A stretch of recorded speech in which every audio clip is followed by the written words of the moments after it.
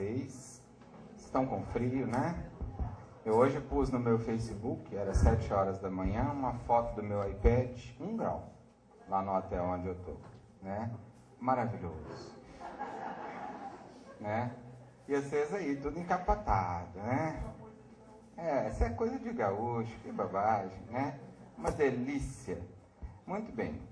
Vamos lá, que hoje o nosso tempo é curtinho e eu tenho algumas coisas que considero muito importantes de serem ditas sobre esse tema, casamentos que curam. Para chegar nesse tema, nós vamos fazer um percurso, mostrando inicialmente a vocês algumas coisas básicas desse livro, Seara Bendita, que foi o meu primeiro livro mediúnico, que foi escrito em parceria com a médium Maria José da Costa.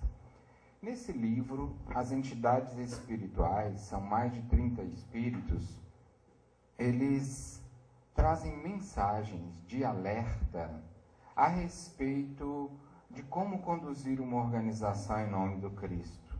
A grande maioria dos espíritos que escreveram este livro foram presidentes de federações espíritas, de órgãos unificadores, de casas espíritas, foram radialistas, jornalistas espíritas, como Caibo Axútel, né? E várias entidades que escreveram. E neste livro, o ponto de partida é uma mensagem de Bezerra de Menezes, escrita pelo professor Cícero Pereira, que foi um grande educador e espírita de Minas Gerais. E nesta mensagem, Dr. Bezerra de Menezes fala de ciclos do espiritismo que foram planejados no mundo espiritual superior pelo Espírito Verdade, que é aquela equipe que coordena os destinos das ideias espíritas no mundo. E nesta mensagem, Dr. Bezerra, além desses ciclos, fala também sobre o momento novo que nós estamos vivendo. Então eu vou falar um pouquinho só para vocês entenderem como é que nasceu a ideia da humanização e chegar no tema Casamentos que Curam, que é o meu tema que eu vou desenvolver esse ano no Humanizar de Belo Horizonte e também no Humanizar de Santa Maria em setembro, de 28 a 30 de setembro. Depois, mais ao final, eu quero fazer esse convite para vocês para estarem conosco aí em Santa Maria, que é bem perto aqui, né? É bem mais perto que Belo Horizonte, né? E para a gente poder estar debatendo não só o Casamentos que Curam, mas o tema geral do Humanizar, que é sexualidade, sublime patrimônio da alma. Vamos lá. Dr. Bezerra fala nessa mensagem de 3 ciclos. Ele não cita datas, como é típico dos espíritos superiores, mas eu fiz um gráfico para poder ilustrar o que ele fala na mensagem a respeito de 3 ciclos de 70 anos, que foi um planejamento feito pela equipe Verdade desde o surgimento do Espiritismo na Terra. Naturalmente, eu arredondei aqui a data que surgiu o Espiritismo, que é qual? Quando? Que dia, mês e ano? Não sabe. 18 de abril de 1857. O que aconteceu nessa data? Foi lançado o Livro dos Espíritos. Eu arredondei para 1860, que é a data do Evangelho segundo o Espiritismo, para as nossas contas de 70 anos ficarem mais fáceis. Mas começou ali com o surgimento do Espiritismo, 3 ciclos de 70. O primeiro, que o Dr. Bezerra fala, é a organização das bases, o alicerce da doutrina, né? O que é a doutrina espírita, a compreensão daquilo que é o Espiritismo. O segundo momento, a difusão, o segundo ciclo de 70 anos, já não se cumpriu mais onde o Espiritismo surgiu, que foi na França.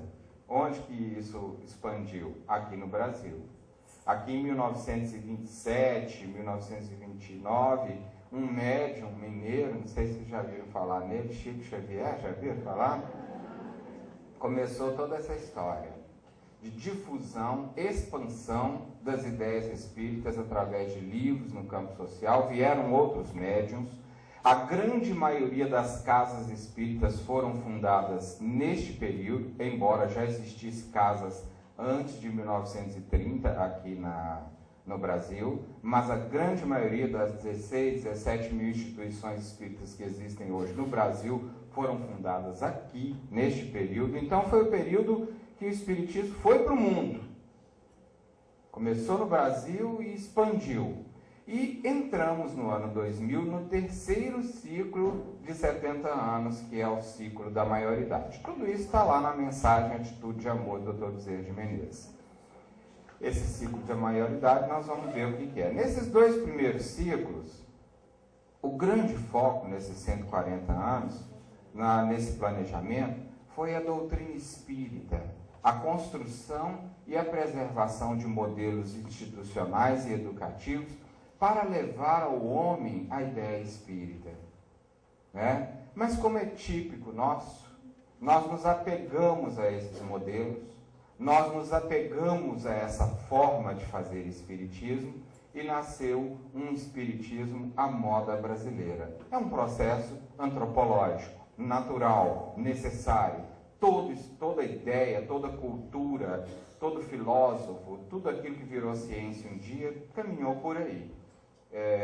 Tomou a cor, a linguagem e a conotação do povo que faz aquilo ter algum valor. Então, o espiritismo à moda brasileira foi assentado nesses 140 anos de doutrina. A Constituição, como é que faz uma reunião mediúnica, como é que cuida do jovem, como é que dirige uma casa espírita, o que uma casa espírita tem que ter, qual a função de uma casa espírita, enfim, isso que a gente vê hoje no chamado movimento espírita brasileiro. Né? E nós entramos agora num ciclo novo, onde mais do que a preservação da doutrina, é importante nós entrarmos num período de maioridade. O foco agora não é na doutrina, mas nas relações humanas. Por que essa diferença que o Dr. Bezerra citou? Porque em função do nosso orgulho, do nosso apego às ideias e às nossas crenças pessoais, nós somos capazes de repetir com o Espiritismo o que fizemos em todas as épocas da religião. Para defender uma religião, a gente é capaz de ser antifraterno com o nosso irmão. Não é isso mesmo que acontece? Para falar, para defender o que a gente acredita, a gente é capaz de brigar com o alvo daquilo que a gente acredita. Olha que incoerência nossa. Então a doutrina fala de amor, mas se o outro não pensa amor como eu penso, eu brigo com ele, contrariando aquilo que é o alvo daquilo que eu penso. Olha que loucura nossa. E aí, como vocês sabem, eu não vou entrar por esse caminho, que é um caminho que não acrescenta nada. O movimento espírita é um movimento com muitas lutas, não é isso mesmo? Talvez aqui no Sul não tenha, né? Não sei. Né? Tem gente que acha que é dono do espiritismo, tem gente que acha que pode ditar que livro que presta, que livro que não presta, tem gente que acha que pode ditar quem pode, quem não pode falar em nome do espiritismo. Então essas doenças todas elas existem porque é a nossa condição espiritual, né? E o Dr. Bezerra e os espíritos sabem que é assim mesmo, nós somos isso. Agora, nós estamos entrando num momento que se nós não mudarmos o vetor disso, isso vai acontecer com o Espiritismo, o que aconteceu com a grande maioria das religiões que se ergueram em nome do Cristo. Ela não vai cumprir a sua missão.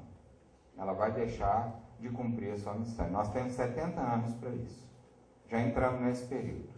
Onde mais importante do que aquilo que a gente acredita é como você vive e ama aquele com o qual você convive. O foco hoje é relação humana. Isso o Dr. Bezerra chamou de humanização. Ah, eu não gosto do expositor fulano de tal. Tudo bem, então não goste, mas ame ele. Não o deprede, não fale mal dele. Se bem que, graças a Deus, no movimento espírita, um problema que nós não temos mais é fofoca, né? Capeta que sabe disso, né? Quando no movimento espírita alguém fala assim comigo, olha, não leia o livro tal, que ele não presta, vou lá, compro rapidinho. Ó, não vá na palestra do fulano de tal, agora que eu quero ir mesmo, para me ver quem é a pessoa. Então, nós estamos precisando disso, de mais amor entre nós, mais compreensão. Que a gente não concorde um com o outro, faz parte, mas que nem por isso a gente desame. Que a gente não ame menos com quem é diferente da gente. E esse é o grande desafio das relações humanas nesse ciclo. Amor nas diferenças. E aí a senhora Irmã Dufour escreve um livro chamado Diferenças Não São Defeitos. Já leram? Pois é. exatamente para prestigiar isso. O que adianta tanto espiritismo na cabeça e a ausência de amor entre nós? Tem valor isso? O senhor Allan Kardec, na questão 350 de O Livro dos Médiuns, chequem, tá? 350, ele pergunta: o que é que adianta crer na existência dos espíritos? O que é que adianta crer na imortalidade se a gente se conserva com tanto ciúme, com tanta inveja, com tanta soberba? A verdade é essa. O que nós estamos fazendo do espiritismo, gente, para ser alguém melhor para nós e para as pessoas que a gente ama? Essa é a pergunta, né, Clóvis? Essa é a nossa grande pergunta. Então é isso que o Dr. Bezerra mostra. Depois vocês peguem essa mensagem, estudem nos seus centros, levem seus trabalhadores a fazer um aprofundamento nesse livro Seara Bendita, porque, olha aí, qual é o diferencial do período de maioridade? É isso aí, é que esses macaquinhos estão mostrando aí, né? É amor, tá? Porque aqui, ó, vamos ver os valores que foram agregados no espiritismo brasileiro. Nesse período aqui, muita ação, aplicação da solidariedade, da caridade. Esses espíritas que começaram o espiritismo do Brasil foram muito valentes, ergueram obras enormes, são pessoas muito corajosas, fizeram o trabalho do bem, da ação, da caridade de uma maneira incomparável. Num segundo período, o que agregou no período da difusão do espiritismo foi o estudo, a cultura. Aí começou a surgir uma massa mais crítica, continuar fazendo bem, a caridade, mas também incluindo aí o que é que esse ser humano que nós vamos ajudar mais precisa. Qual é a real necessidade dele? É sopa ou educação? Ou os dois? Em que momento dá cada um? E aí agregou com os livros de André Luiz, com os livros de Emmanuel, com as obras maravilhosas que surgiram no Espiritismo, todo um processo cultural. E agora nós entramos nessa terceira fase.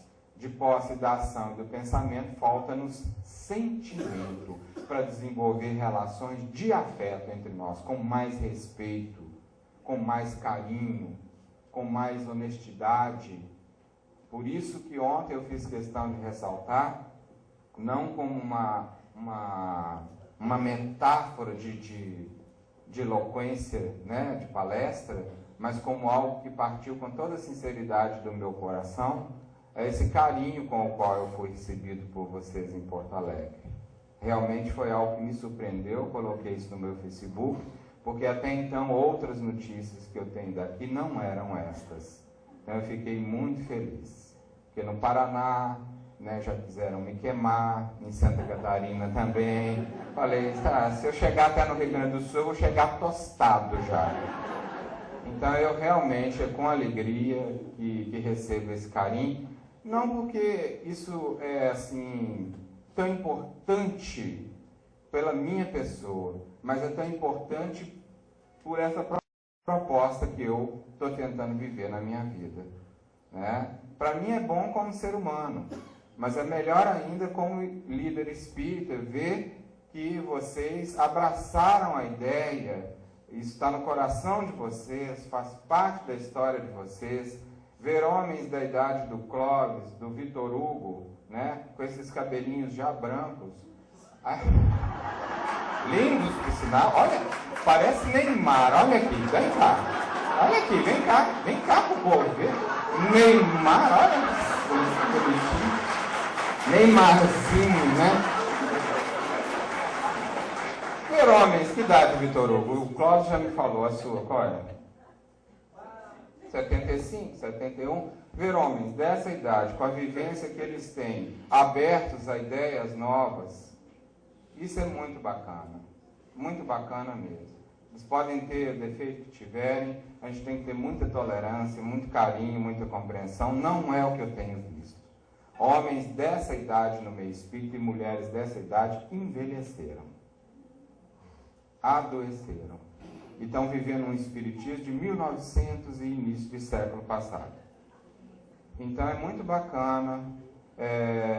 Uma vez, rodando o Brasil, eu descobri que o jovem estuda muito o livro Reforma Íntima da Irmã. E aquilo me intrigou, porque não é um livro para jovem.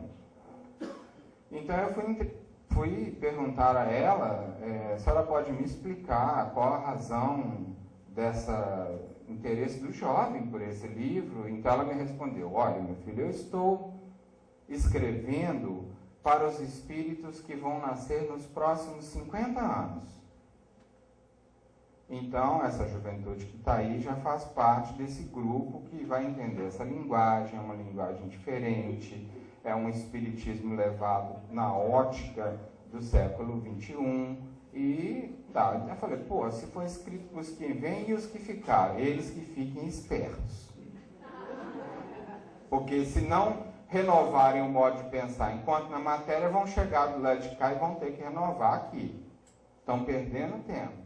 Que é assim que a coisa funciona do lado de cá. Então eu fico muito feliz de ver amigos que eu tenho no país inteiro, 80, um homem de 93 anos em Vitória, que veio capengando com a ajuda de 2 pessoas para me autografar o livro Mereço Ser Feliz, que ele com essa idade está estudando sozinho na casa dele. Isso é renovação, né? Então esse é o ponto que o Dr. Bezerra chama a nossa atenção. Estão precisando muito disso. Acima de ideias, acima de diferenças, se entender mais, que a gente discorde, mas saiba discordar com carinho, com amor, não fazendo essa política de bastidor, de incendiar as mentes e os corações do povo com ideias negativas a respeito de fulano, de cicrano, de beltrano, que eu falo para vocês de coração. E olha que eu sei, eu investigo, vivo o movimento espírita há mais de 30 anos. Eu, sinceramente, não acredito que ninguém no meio espírita esteja no mal. Vocês acreditam mesmo? Não importa quem seja, eu acho que todo mundo está fazendo alguma luz, do seu jeito, do jeito que dá, e querer determinar quem faz luz, quem não faz, e que aquele ali é sombrio, que aquele ali não presta, sinceramente, isso é adoecimento. É um fruto da nossa arrogância milenar. Nós já fizemos isso demais na Idade Média, já fizemos isso demais em outros tempos.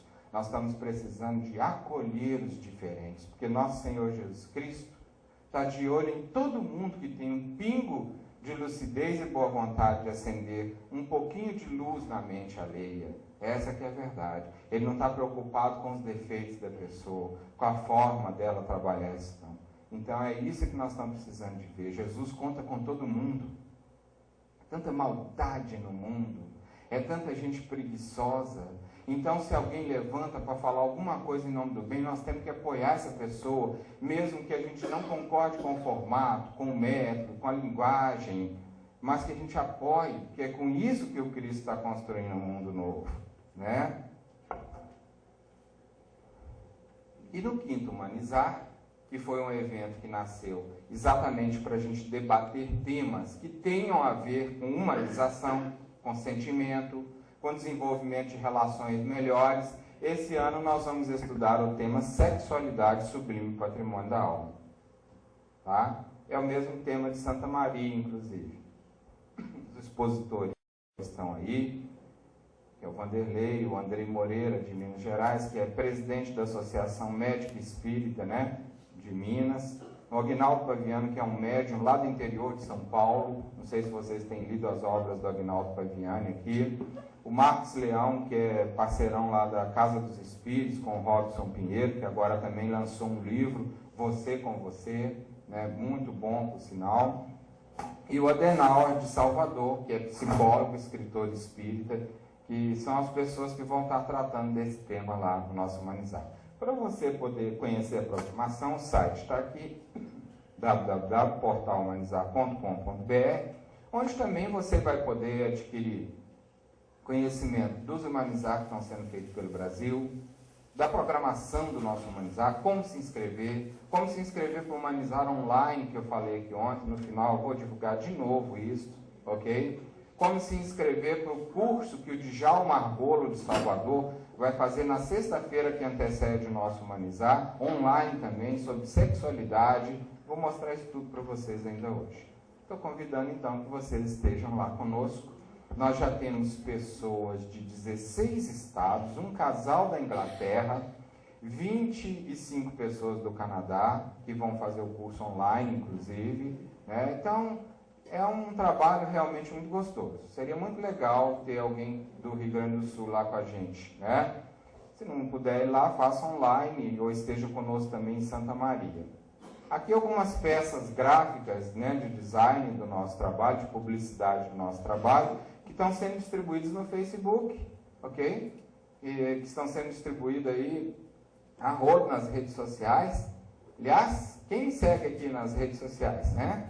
Quem não segue, vamos lá. E ontem eu já pus foto, já pus um colosso de coisa, né? Bacana. Pus a foto da diretoria, dos nossos petitos, né? Lá, aquelas coisas gostosinhas que tinha. Eu adoro fotografar, é hobby meu. Meus dois hobbies são esses, é aviação, simulação de voo e fotografia. Eu voo com essas coisas, né? Eu com a minha máquina, eu tenho uma máquina profissional na mão. Ah, meu Deus, tem que ter paciência para me acompanhar. Onde ninguém vê alguma coisa, eu vejo. Cabelinho, assim, por exemplo, né? Vontade de tirar uma foto. Aliás, Vitor Hugo me lembra um dos meus filhos, né? De 24 anos também, chama Vitor Hugo. Muito legal.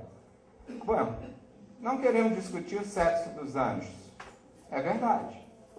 Porque às vezes o que acontece? Esse tema é abordado dentro do meio espírita, a pessoa vai lá e faz uma palestra de um colosso de coisas ideais, que nós não damos conta de fazer. Entendeu? Longe da gente. E aí fala do sexo dos anjos, mas não fala do que a gente quer. Se alguém perguntar alguma coisa de gente, ele se embaraça todo, aí vem com trechos do Livro dos Espíritos. Ah, como recomenda fulano, como recomenda cicrano. Então nós vamos discutir o tema. Falar de experiência de gente, de angústia de ser humano, não do que é o ideal, né? É uma peça publicitária do nosso evento. Outro, alguém tem que falar desse tema. É um tema que não está sendo falado. Aqui também é assim? Não se discute, não se fala. Qual que é a mensagem que isso passa? Que nós não temos necessidades nessa área. Será que é isso? Né?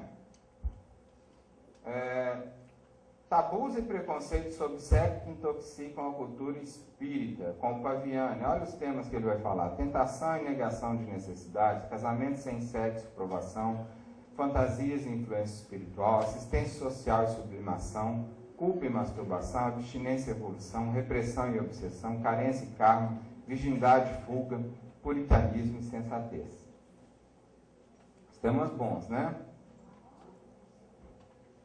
É um dos temas só, tá? Você vai esperar desencarnar para tratar esse tema? Por que dessa peça publicitária? Porque se você morrer e tiver problemas íntimos nessa área e não resolver enquanto você está vivendo, você vai com eles para lá. Lá também tem tesão. Lá também tem conflito. Lá também tem gravidez. Lá também tem ciclo menstrual.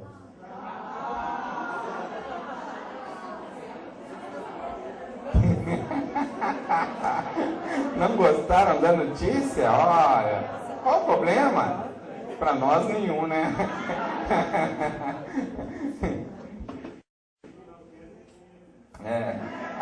Tem TPM, essa é a nossa prova. Lá tem mulher maluca também com TPM.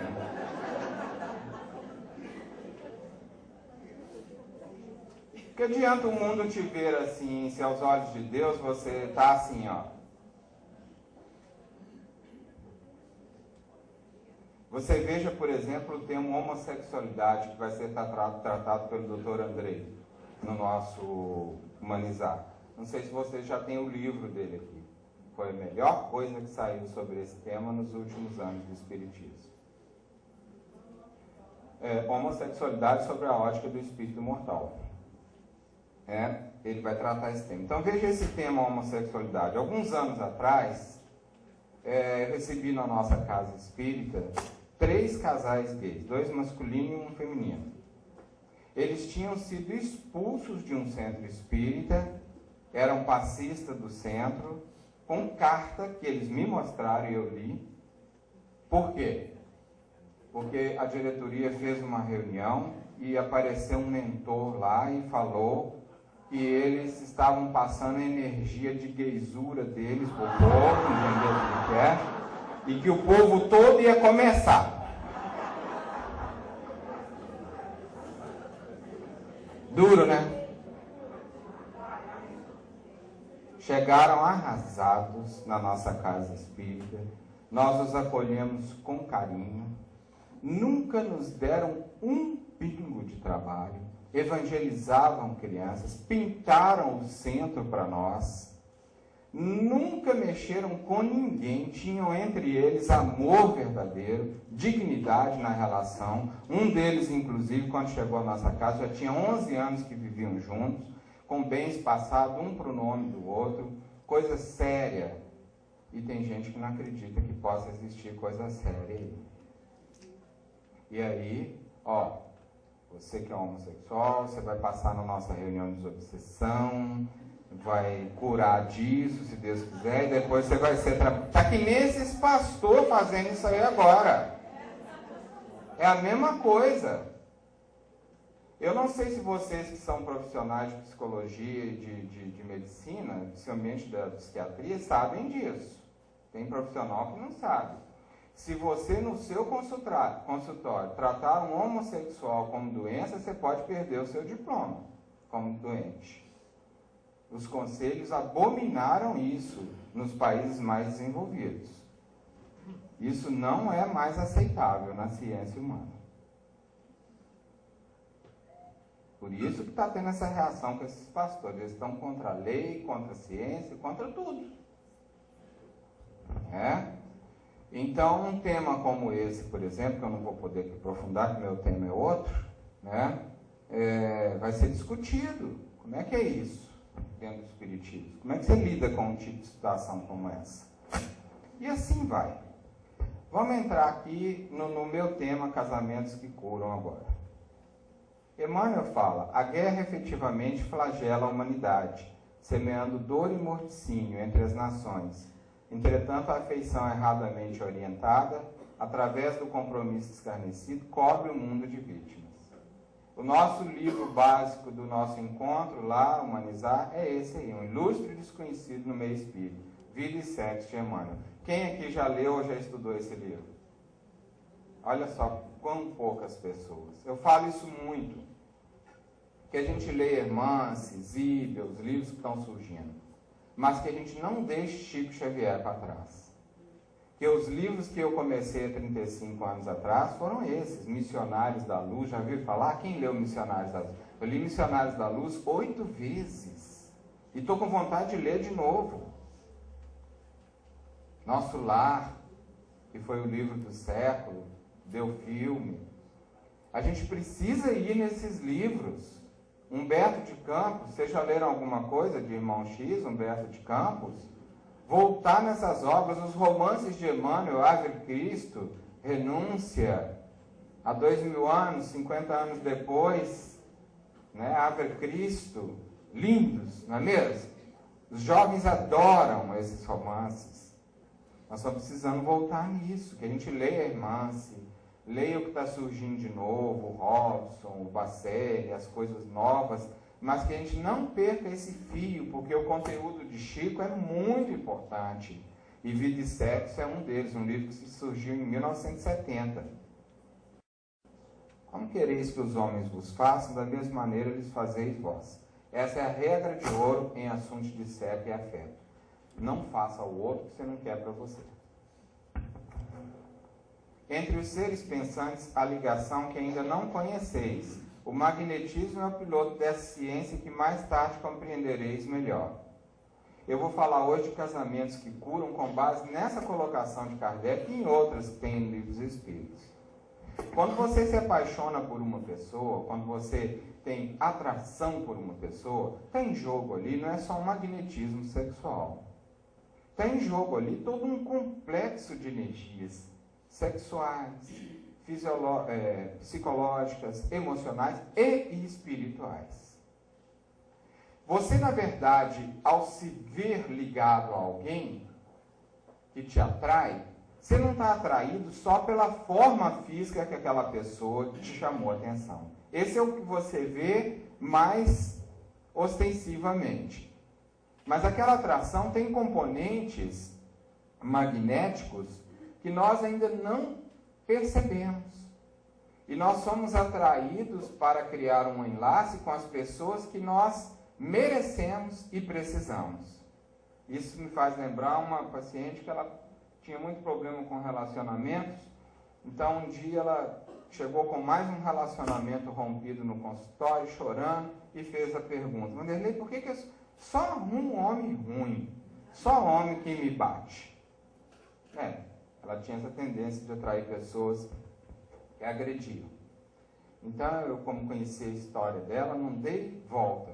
Falei: minha filha, você só arruma um homem que não presta porque você também não presta, entendeu como é que é? Você tem uma coisa podre dentro de você, uma coisa ruim, que faz você atrair esse tipo de coisa. Você é igual visgo. Nossa, mas você vai falar assim de mim? Você perguntou. Você quer melhorar? Vamos cuidar disso. Aí nós fomos descobrir o que era. Falei: a condição é a seguinte: enquanto nós estivermos tratando, você não vai mexer com ninguém. Se os outros mexerem com você, você fala: estou de luto. Chada para balanço. Demorou 1 ano para fazer esse trabalho com ela. Foi lento, porque realmente a coisa era complicada. Por fim, ela descobriu o que é mais fantástico, que eu considero o primeiro passo para você arrumar alguém para ser feliz. Que ela podia viver sozinha e viver bem. Fantástico. Essa é a primeira condição para você arrumar alguém que presta na sua vida. Olha, eu vou querer alguém que amar é muito bom, afeto é muito bom, mas a condição é a seguinte: eu gosto muito de mim. Você tem que ser alguém importante para mim e eu ser alguém importante para você. Se isso não acontecer, eu fico comigo mesmo, dá licença, tchau. O dia que a gente virar a gente, amadurecer, vai ser assim a relação humana. E tem gente que já faz isso. Entendeu? Tem gente que já é assim. Tá? Então, ela mudou completamente. Aí passou um longo período sozinha, vivendo, curtindo ela. Descobriu que ela podia se amar. Pronto. No instantinho que aconteceu, choveu gente na horta dela, boa. Aí falou: agora está difícil escolher quem. Para isso aí eu não tenho trabalho, para isso não. Isso é problema seu. Entendeu? Então, a gente, quando se apaixona por alguém, um simples toque, uma atração, uma pessoa que te chama atenção, tem mais do que corpo naquilo. Tem magnetismo. Tem algo naquela pessoa que é importante para você, que vai te complementar. Então, o cara, por exemplo, que é muito devagar, como um casal de amigos meus, né? A Renata. A Renata é daquelas mulheres assim, modernas, diretora de escola, uma pessoa muito importante, muito influente em Belo Horizonte. Dessas mulheres que faz 750 mil coisas de uma vez. Atende celular, faz carinho no cachorro, lava vasilha e ainda faz prece para doutor Bezerra ao mesmo tempo. Entendeu como é que é? E a Renata é agitadíssima e tal, mas na hora que ela deita, ela dorme. É uma ansiosa que dorme. Bom, isso é um sinal de equilíbrio, né? E o marido dela é um homem cheio de talento.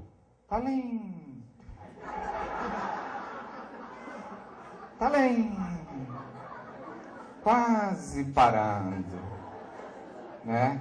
E os dois se dão muito bem por isso mesmo, porque o que chamou um ao outro foi isso.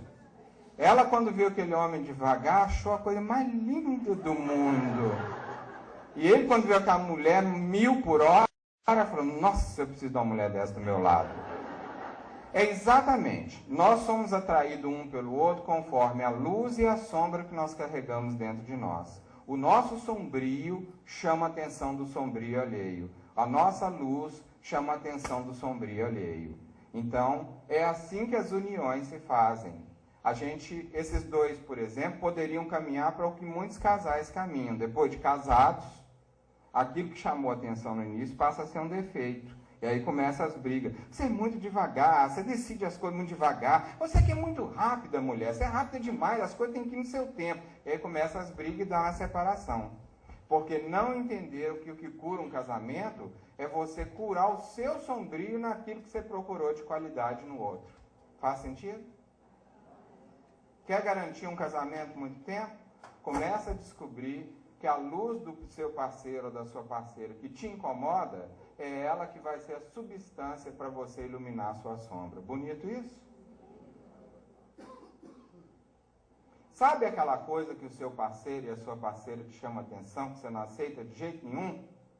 É isso que você precisa ouvir. Abaixa a cabeça, põe o rabo entre as pernas e aceita.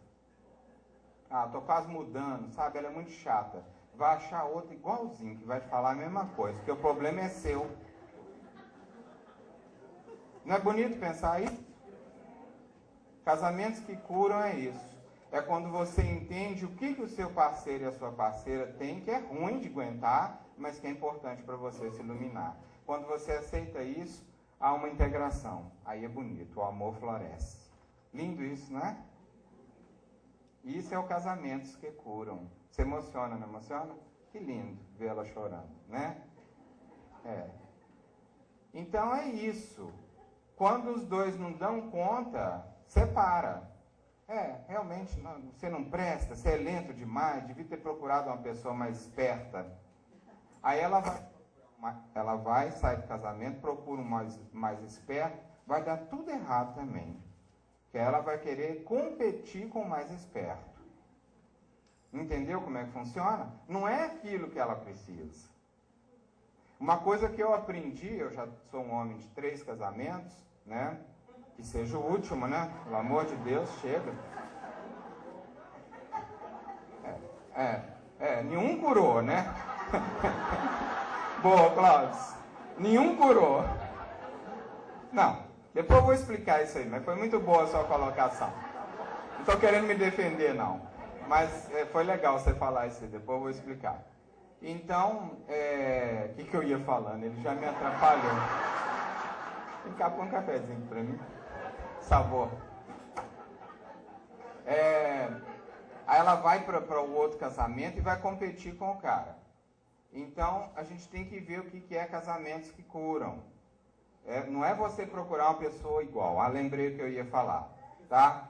Por exemplo, eu quando faço seminários às vezes de casais e tal, esse tipo de fala surge muito. Deixa eu fazer uma pergunta. Lá em casa nada dá certo, sabe por quê? Porque ele é muito diferente de mim.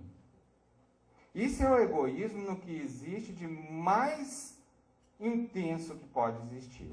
Por quê? Porque o que essa pessoa no fundo está falando? Que ela tem que ser igual, ele tem que ser igual a ela. E um casamento só dá certo nas diferenças. O amor só pode florescer entre diferentes. Por quê? Porque quando eu falo assim, eu queria tanto que ele fosse igual a mim, no fundo você está se amando no outro. Isso é o quê? Egoísmo. Entenderam isso? Isso não é amor. É um amor próprio, um amor de egoísmo. É você se procurando no seu parceiro ou na sua parceira. Então isso não é amor. A beleza do amor está na diferença. Bonito isso? Vocês são um casal? Não? Por que vocês estão sentados o tempo todo um lado do outro? Mandou vocês fazerem isso comigo. Agora eu imaginei que fossem. Mas podem ser amigos, né? Então vamos procurar um casal. A Aldrin, minha amiga, e o Adelino, né? Quantos anos de casar? 17. Você gosta da sombra dela? Ai, você se não gostar. É a sua salvação. O que te incomoda nela é o que você precisa aprender para te iluminar. Esse é o segredo dos casamentos que curam. Obrigado. Ela tá adorando. Não, me salvou. Agora minha vida vai ficar uma beleza. Isso serve para você também, ô criatura. Golpista.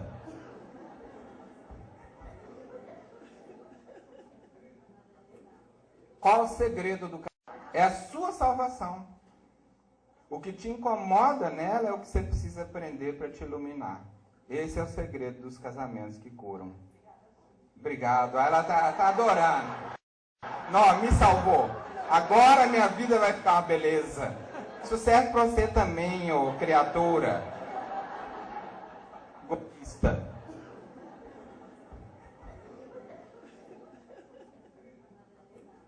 Qual o segredo do casamento que curam?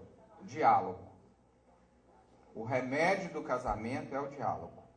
André Luiz, no livro Nosso Lar, disse: quando o diálogo acaba no lar, o amor está muito longe do altar doméstico. Faz sentido?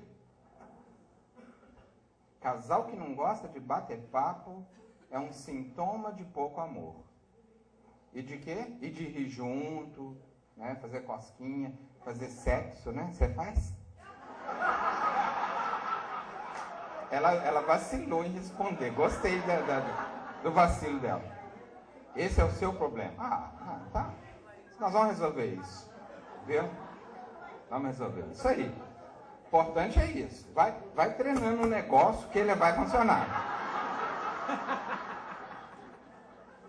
Isso é treino também. Não tem nada de errado nisso. Tem gente que vem assim mesmo. Né? Vem com negócio para treinar. Tem uns que tem que treinar para menos, né? Já pega fogo, né? Já nasce assim. Quem quer? Tem uns meninos que a gente olha na cara deles, já vê que o perispírito é quente. O casamento que cura é isso. É você entender na sua relação aquilo que é importante para você ser alguém melhor. A gente brinca com o tema, sabe que algumas pessoas estão sofrendo, mas é uma visão terapêutica, educacional e libertadora. É assim que funciona. Aproveitando o seu gancho, eu sou um homem de 3 casamentos. Eu me casei pela primeira vez com 17 anos. Eu tenho isso como uma brincadeira e não como um casamento. Que acabou me dando uma filha de 30 anos hoje e me deu um neto de 9 anos. Maravilha. Foi o que ficou de bonito disso. Eu não vi ali uma coisa séria. Mas eu encerrei há 6 anos atrás um casamento de 23 anos. E, apesar de encerrar o casamento, é casamento que cura. Por quê? Porque a forma como ele terminou. Porque o que determina se curou ou não é estar junto ou separado. É como encerra o ciclo. Percebeu? Então, hoje a minha ex-esposa é minha melhor amiga. É ela quem coordena toda a obra da nossa editora. É uma pessoa que é mãe dos meus outros 3 filhos, né? Uma pessoa que eu respeito e que foi a pessoa que me inspirou e me deu todo o poder e todo o conhecimento para escrever o meu livro Depressão e Autoconhecimento. Uma vitoriosa. Uma pessoa fantástica que eu espero que vocês conheçam um dia, que é a Maria José, que faz o programa Mereça Ser Feliz comigo. Né? E hoje estou num relacionamento de homem maduro. Né? Meu 3º ciclo, né? É um casamento que cura, porque é realmente agora o coroamento de tudo que eu aprendi. Então é um outro momento. Então casamentos que curam não quer dizer estar junto. Depende de como se termina. O estar junto, eu costumo dizer, é muito legal, você morrer velhinho e juntinho. Mas desde que essa relação seja uma relação sadia, que os dois conversem, que os dois viajem, faça sexo, quando dá conta, né? Entendeu? Que divirtam, porque sexo é diversão também. Que passeiem, que cuidem da sua saúde, que façam uma caminhada junto, isso é bonito. Mas aquelas pessoas que envelheceram, quem é que envelhece? Quem é cheio de mágoa, quem só tem coisa ruim para lembrar do passado, quem se sente frustrado com a vida, aí fica um, dita a expressão, enchendo o saco do outro até morrer. Ninguém aguenta isso. Isso não cura ninguém. Eu não estou dizendo que com isso tem que separar, mas estou mostrando uma realidade. Casamento é com essa finalidade, é uma coisa muito séria. Tamanha seriedade que ele só podia ter uma proposta sagrada, educativa e libertadora para nós. Então eu vou aprofundar esse tema lá no Humanizar. E eu vou mostrar algumas coisas para vocês sobre esse tema aqui, para ajudar a pensar a partir dos tipos de casamento, né? Aqui mais uma peça gráfica do nosso evento, né? São os modelos de família que nós vamos discutir, os modelos de relação de amor. Nosso modelo de família à luz do espiritismo, como é que fica isso, né? Os espíritos recentemente, inclusive, já tem uns 10 anos, me responderam que já existem programações reencarnatórias considerando os novos modelos sociais. Então, por exemplo, tem pessoas que já vêm com uma programação para não formar família, para ter uma produção independente. Está dentro do projeto. Os espíritos respeitam o andar da carruagem da nossa sociedade. Existem projetos de reencarnação gay, de amor entre ambos, né? De relação gay, entendeu? Homossexual. E agora, naturalmente, ainda não tive essa confirmação, vai surgir, com certeza, eles confirmando que muitos já renascem para formar família, que é o que está acontecendo aí hoje, né? Então nós achamos que essas coisas são absurdos, são estereótipos, são coisas graves, são doenças, são obsessões. Vamos olhar isso de outro jeito, né? Nós vamos tratar disso lá no tempo. O Martins Peralva, no livro Estudando a Mediunidade, apresenta uma divisão didática dos diferentes tipos de casamento, que foi uma revelação feita por Emmanuel, através de Chico Xavier, para o Martins Peralva. Os casamentos afins são aqueles formados por parceiros simpáticos, afins, onde há uma verdadeira afeição da alma. Geralmente, eles sobrevivem à morte do corpo e mantêm-se em encarnações diversas, pouco comuns na Terra.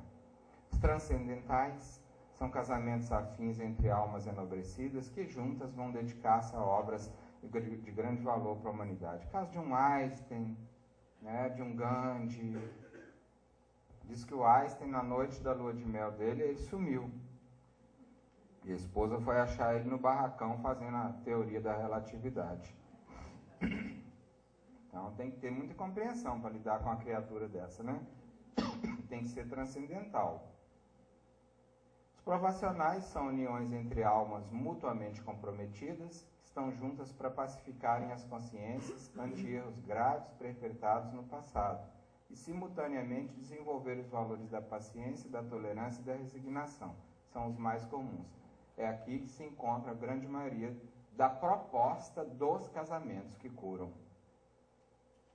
Né? Porque quando a gente fala assim, fulano veio junto com ciclano para resgatar com ela, isso é conversa fiada, desculpa eu ser tão direto.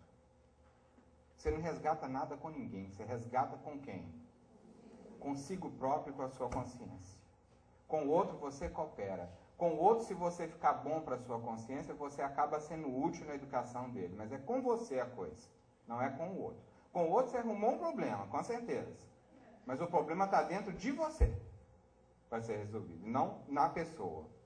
Tanto que às vezes a pessoa intimamente melhora, compreende o seu problema e a sua relação, descobre que o outro não quer mudar, que não tem jeito nesse momento e ela vai embora.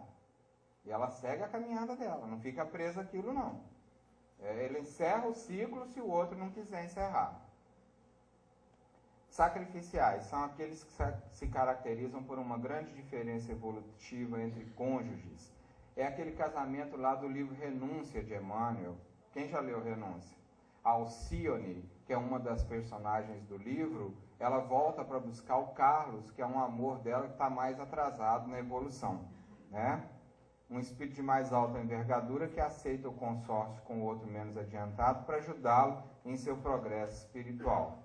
Daqui a pouco a Audrey vai falar assim, o meu é sacrificial. Hein, Adelina? Faz uma bar, né? E os acidentais são os casamentos que não foram programados no mundo espiritual e obedecem apenas à afeição física, sem raízes na afetividade sincera. Então, veja bem, acidentais não quer dizer que é um acidente, que vai dar errado. Podem dar muito certo. Programado, a gente só tem um. Se o cara casa 3 vezes, 4 vezes, 8 vezes, 2 ou 3 são acidentais. Um é programado. É a primeira informação que eu tenho para passar para vocês sobre esse assunto. Programação é só um. Você pode, às vezes, casar com uma pessoa no seu primeiro casamento e não ser do seu projeto. Ser um casamento acidental. E às vezes você ainda vai encontrar a pessoa do seu projeto mais adiante. Como pode acontecer o contrário. Você casa com a pessoa do seu projeto reencarnatório e um segundo casamento, terceiros que vierem depois, podem ser os acidentais. Depois eu vou abrir para pergunta, tá? Para vocês poderem falar um pouquinho. Os acidentais. Não existe um planejamento prévio no mundo espiritual. É tudo com base no livre-arbítrio. Existe a possibilidade de você ser atraído por uma pessoa que você tem elos com ela já do pretérito. Mas não necessariamente. Pode ser uma pessoa que você está vindo pela primeira vez na sua jornada reencarnatória. Tá? E pode dar certo. Acidental não quer dizer acidente. É ocasional, nesse sentido. Tá? Existe também solteirão acidental. Existe. O cara tem programa de reencarnação, de casamento, mas não casa por causa do seu temperamento, do seu jeito, não facilita. Existe também. O Evangelho segundo o Espiritismo fala, né, das causas atuais das aflições. Eu não arrumo ninguém. Claro, igual aquela minha paciente, não arruma mesmo. Do jeito que ela estava, não arruma mesmo, não. Né? Só existe um casamento planejado, possibilidade de adiamento do planejamento reencarnatório. Às vezes você casa com alguém que não planejou e o outro fica lá sem casamento. Eu vou mostrar isso já. Possibilidade de se tornar um casamento provacional para o futuro, dependendo de como termina isso aqui. Viuvez e novo casamento. É muito comum isso, né? O casamento depois de uma viuvez ser o chamado casamento acidental. Né? Quem está aí, ó? Isso é o que acontece quando os casamentos não curam, dá TERJ, né? Só pus aí para lembrar isso. Como é que são os provacionais? Reajuste do passado, não o problema que você arrumou com alguém, mas o problema que ficou dentro de você, é nesse sentido. Finalidade divina é educar e não resgatar. Tem um caso da Dona Flauzina, gosto demais desse caso, vou contar para vocês. A Dona Flauzina era uma mulher espírita com 3 filhos, uma mulher com 3 filhos saudáveis, sem problemas financeiros, uma mulher que tinha uma vida legal, dedicada à doutrina. E o único problema da vida dela era o Gumercindo, o marido dela, que era um homem muito temperamental. Daqueles que, controle na mão, na sala, sabe como é que é? Lembram desse? Que eu falei, homem difícil, muito temperamental. E a Dona Flauzina, espírita, logo pensava, não, que homem difícil, que prova minha, que dureza, mas eu vou aguentar, vou levar firme, porque se Deus quiser, na próxima encadernação, eu não quero nem ver esse homem mais pintado nem de ouro, né? Levou, como muitos levam, aguentando, tolerando. E viveu 48 anos com esse homem. E o homem e a mulher morreu. Como espírita, claro. O que ela pensou? Logo, quando uma grande maioria dos espíritas, agora, graças a Deus, chegar no mundo espiritual, Dr. Bezerra está lá me esperando, com um tapete vermelho, uma banda de música. Todo espírita tem essas ilusões, né? Chegou lá, a primeira informação que ela recebeu do guia espiritual dela é que ela tinha falido na missão dela com o Gumercindo. Ela não tinha feito casamentos que curam a libertação dela. Ela ficou revoltada. Como é que pode? Eu, uma mulher espírita, aguentei o homem 48 anos. E ele falou exatamente essa que foi a sua grande falha. Sua missão com ele não era tolerar, era amar. Porque quem ama vai muito além da tolerância. Quem ama diz não. Quem ama briga pela pessoa que ama. Quem ama põe limite na pessoa que ama. E quem ama educa a pessoa que ama. E você apenas aguentou. E o Gumercindo continuou o mesmo homem de 48 anos atrás. Se você o amasse de verdade, o encarasse, você ia ajudar ele a ser alguém melhor. E ela ficou numa depressão, entendeu? No mundo espiritual. E o guia espiritual ficou com muita dó dela. Falou, mas fica triste assim. Não, Flauzina, tudo tem jeito, tá? Nós vamos te reencarnar mais 48 anos ao lado dele para você aprender a amá-lo. Sério. Fora a parte bem-humorada da história, eu não conheço uma história tão verdadeira e tão realista quanto essa a respeito de casamento. É desse jeito que acontece. Enquanto você guarda no seu coração qualquer suspeita ou desejo de se ver livre de alguém, pode estar certo. Você ainda tem o que aprender com aquela relação.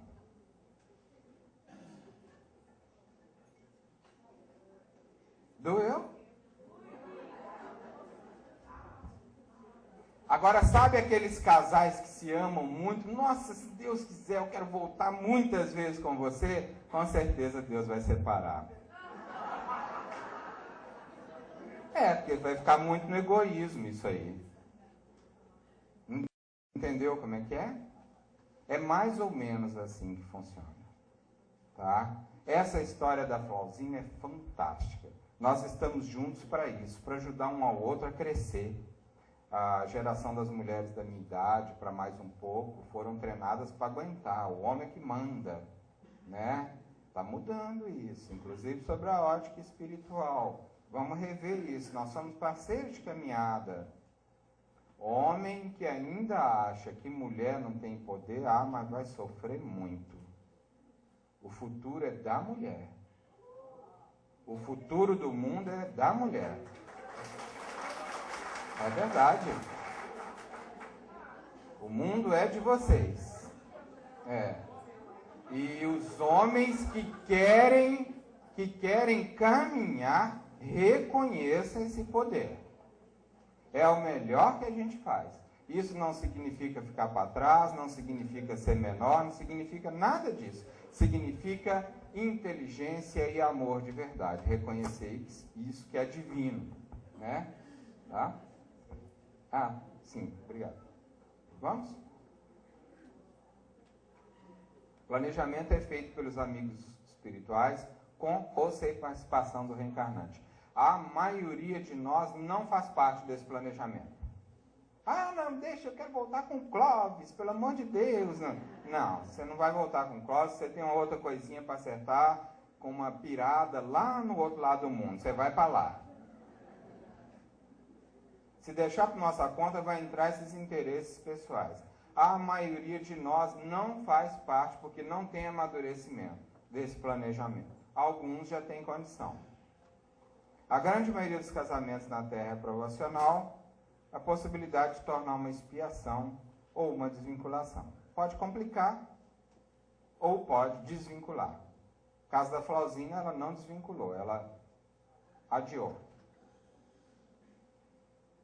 Amor entre entes queridos na retaguarda, consolidação de laços afetivos, missões coletivas. Kardec, e Amélie Gabrielle Boudet é um exemplo típico de casamento transcendental. Não tiveram filhos, trabalharam pela doutrina, Bacana, Não vou falar muito disso não, que está longe de nós. Eu quero falar aqui, agora vocês vão entender. Veja bem, presta atenção nessa sopinha de letras. Audrey? Você que viu online essa minha apresentação? A e B. Qual é o símbolo aqui? É de masculino, Não, esse é o feminino. Masculino. Ok. Mulher, homem. Os dois têm um plano de casamento e casaram-se já aqui no mundo físico. Ok? Tem um planejamento. Legal? Mas aí que é muito metidinha, conhece C, que é um homem. Não é isso mesmo? E aí, vira... Existe isso aqui? No Rio Grande do Sul? Não.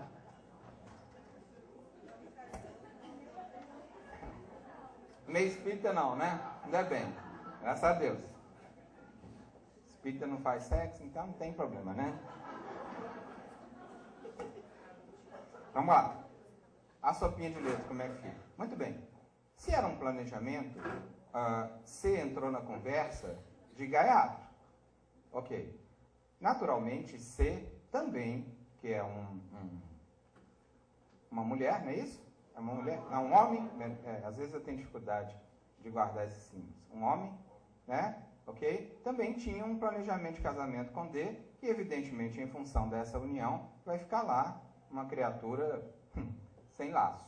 Ok. Como é que fica essa história? Vamos ver algumas coisas. Primeiro, B. B pode ser liberado do compromisso, que é o homem. Se B absolutamente não tiver nenhuma responsabilidade para que o ato da sua mulher tenha chegado a esse ponto, ele está liberado de um compromisso com ela. caso tenha algo a resgatar com ela. Segundo ponto, depois eu vou abrir para as perguntas, vocês vão poder fazer ao vivo, tá? A cria o adiamento de seu aprendizado, porque ela saiu da união, arrumando um amante dentro de casa, ou fora de casa, melhor dizendo. Se B favoreceu, então ambos são responsáveis pelo acontecimento. Olha aí, isso é interessante. O meu problema é porque eu adorava muito meu colega de trabalho, acabei me envolvendo com ele também, eu tenho um marido dentro de casa que é um sujeito ogro. Uma mistura de Dunga com Scolari. Vocês não acham ruim de eu falar essas coisas não, né? É assim que eles são vistos lá em Minas, né? Posso fazer nada, problema. Eu adoro o Scolari, o Dunga nem tanto, mas, né? Aí o que acontece? O cara não me dá uma flor, não me dá um carinho. Quando vai pra cama comigo, parece que eu sou uma boneca inflável.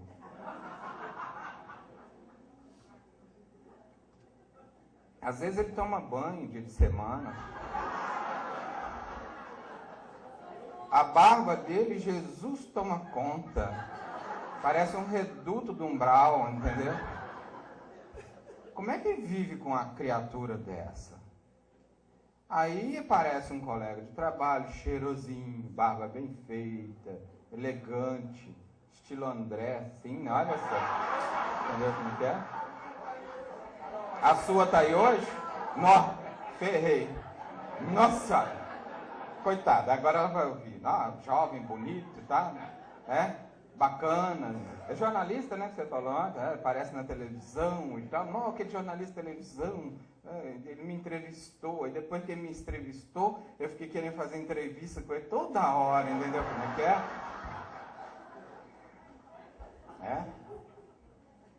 E aí, dá nisso. Então, o cara tem responsabilidade com a coisa. Não é assim, ela arrumou uma criatura fora, não. Aí, então, é diferente. Se B favoreceu, ele também vai entrar nesse processo aí. Se C tem consciência de que A é casado, também se torna responsável. Não é essa coisa assim que às vezes a gente vê na sociedade.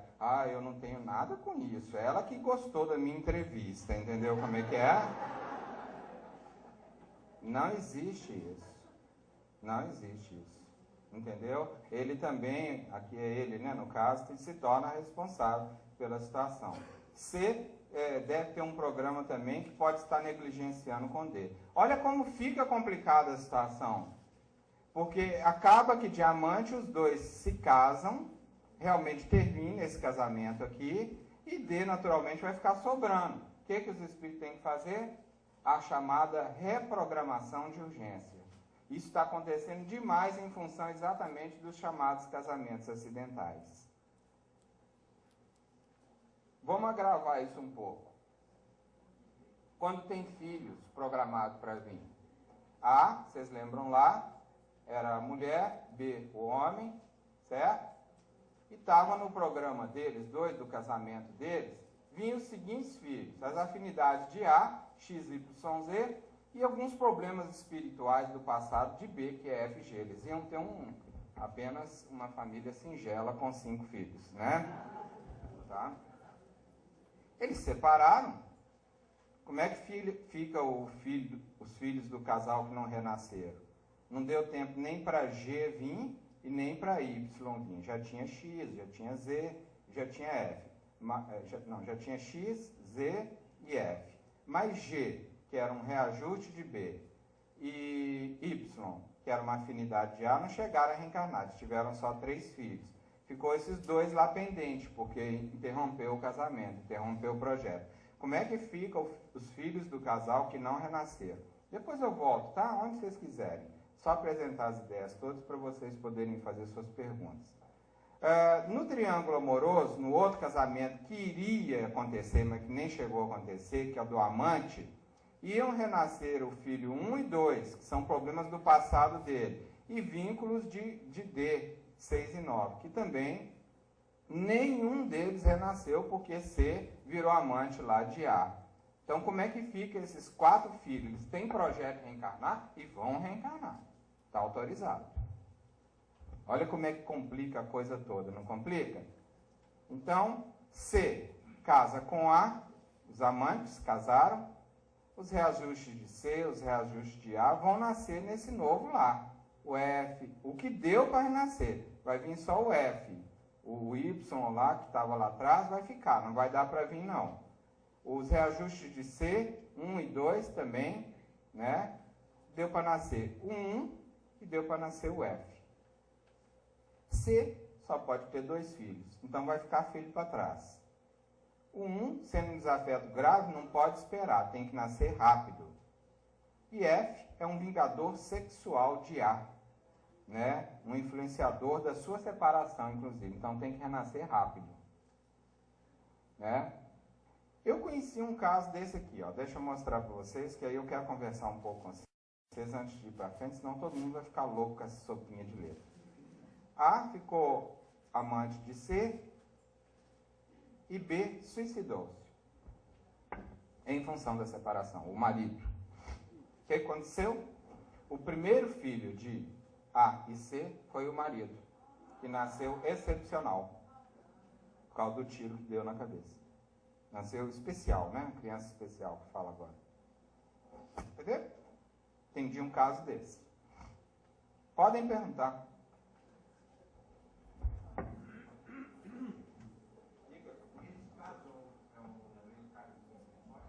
Nesse caso é o quê? É um reencarne compulsório? Não, um reencarne de necessidade. O compulsório, às vezes sim, é bem rápido. Depende muito. Por que isso aconteceu dessa maneira? Porque B, quando suicidou, colou em A. Duro, né? Estão vendo como é que é a vida afetiva do ser humano? Fale.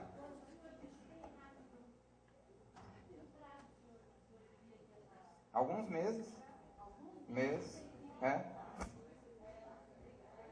Hoje está mais rápido reencarnar, né? Quando tem autorização. Tá, então eu vou ficar aqui. Tá dando para ouvir? Como é que é? Eu levo sem fio pro pessoal. Ah, tá. Vai dar certo isso? Senão o umbral vai ficar chateado. Se quiser, eu também repito a pergunta.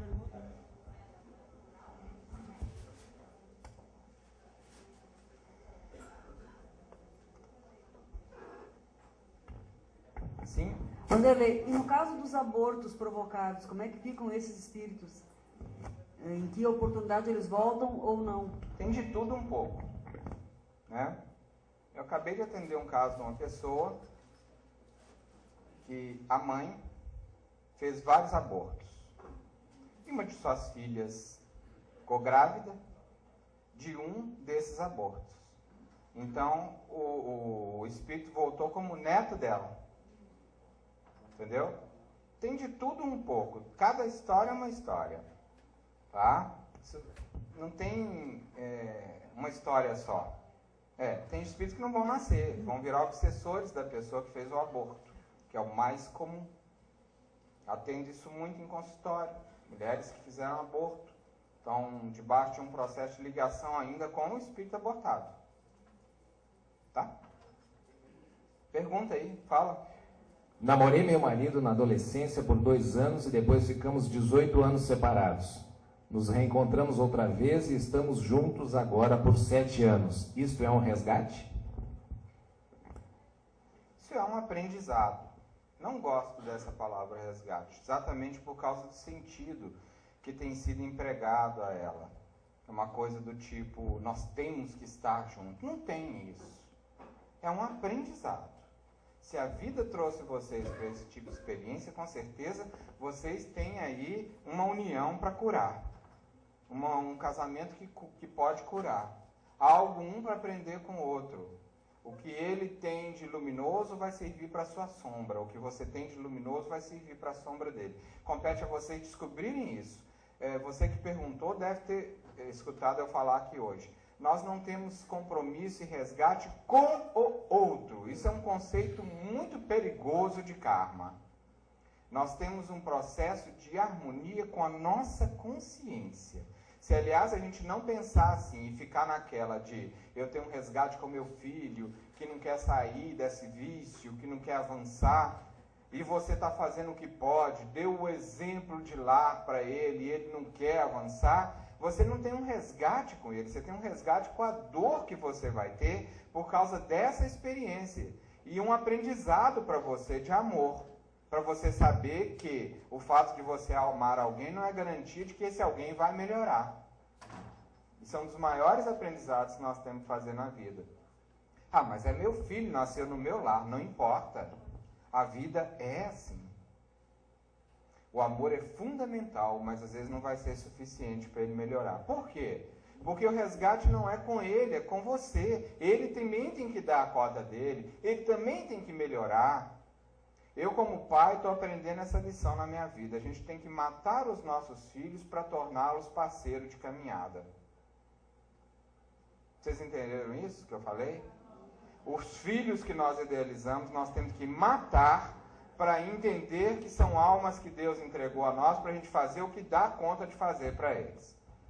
Porque o pai que ainda quer o projeto do seu filho idealizado vai sofrer muito. Eles têm que deixar de ser filhos depois de uma idade e ser nossos companheiros de caminhada. Ser nossos amigos. Mãe que paparica e pai que paparica vai sofrer muito.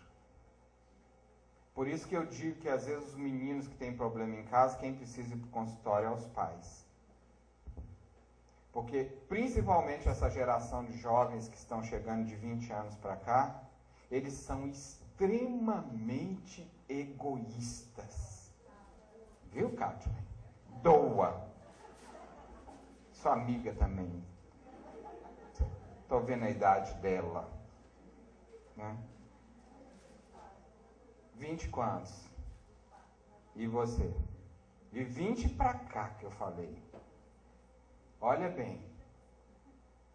Extremamente egoístas. Tem muitas vantagens em relação a nós. Muitas qualidades. É outra geração, mas são extremamente egoístas.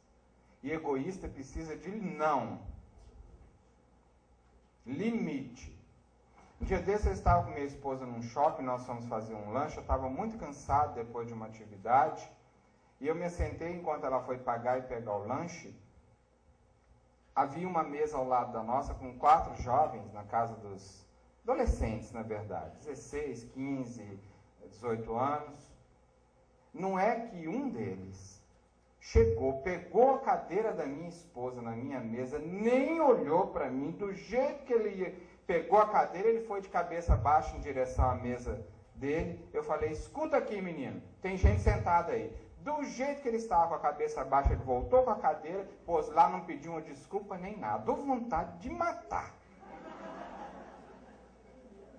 Não enxerga além do umbigo. É verdade? Só pensam neles. Então, tudo bem.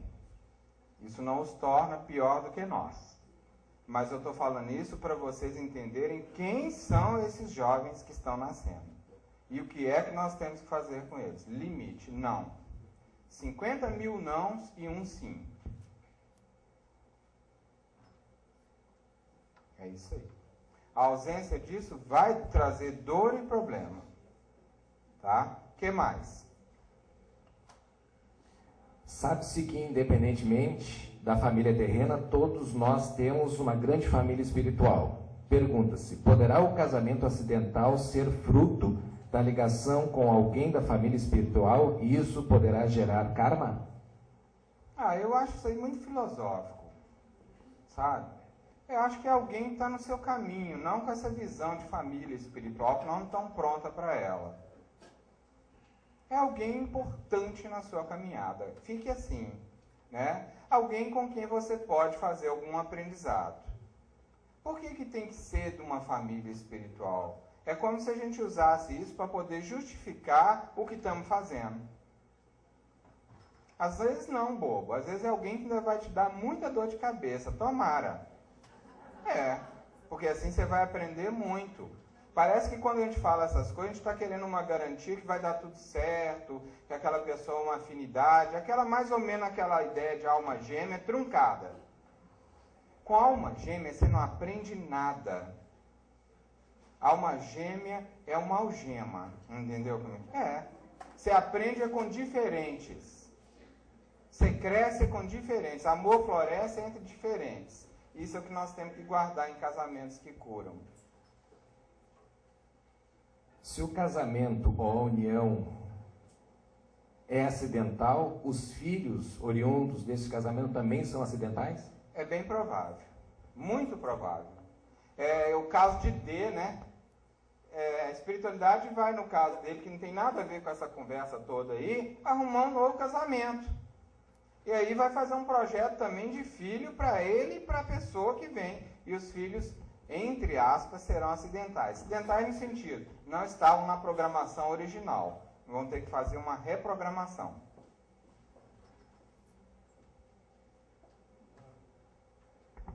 Um amigo se separou e casou novamente. Os filhos do primeiro casamento não aceitaram o segundo casamento. Nasceu um nenê e fez a união destas famílias e desencarnou com 20 dias. Este caso aconteceu ontem. Qual o... Não entendi. Que casamento, qual caso? Não, a última palavra não entendi. Qual caso, talvez, né? Qual caso, talvez. Pode acontecer um determinado... Isso acontece muito, não precisa desencarnar para isso. Às vezes, um menino desse nasce e todos os filhos, a primeira família, a segunda família, passa a achar ele uma gracinha e ele une todo mundo. É um espírito que já traz uma qualidade agregadora de natureza. A espiritualidade interfere, às vezes, em alguns lances de família com esse objetivo. Quantos casos vocês não devem conhecer de filhos que a mãe queria até abortar, não queria que nascesse, e aquele filho foi um grande missionário, foi uma pessoa expressiva, fez um trabalho magnífico, transformou toda a família. Isso acontece muito. Quem na área afetiva progride e recua está resgatando o passado ou os bloqueios emocionais é que impedem que esta pessoa seja plenamente feliz? Os dois fatores podem ser simultâneos? Eles são simultâneos, mas é importante a gente guardar o seguinte. Boa pergunta. Do passado, as coisas problemáticas que nós arrumamos lá, traz para dentro da gente os que você chamou de bloqueios emocionais. E são esses bloqueios que nós viemos aqui para resolver, e não com o outro. É isso que é a noção de karma dentro de um processo terapêutico e educativo. Esses bloqueios que você mencionou é o seu passado no seu presente. E é preciso, às vezes, uma relação com alguém para eles virem à tona e para você poder trabalhar isso. Ficou claro, gente? Ficou claro? Então, o resgate não é com o passado, não é com a pessoa, é com o que você fez nesse passado que está dentro de você agora, nesse presente. Essa é a visão terapêutica de karma. Casamento homossexual. Como as mães devem agir com o seu novo filho? Que novo filho? O namorado, marido do seu filho. Ele não é novo filho, ele é o marido do filho dela. É genro, boa. Ela vai ter um genro. Se você tratar ele... Por que você tem que tratar ele como novo filho? Não entendi.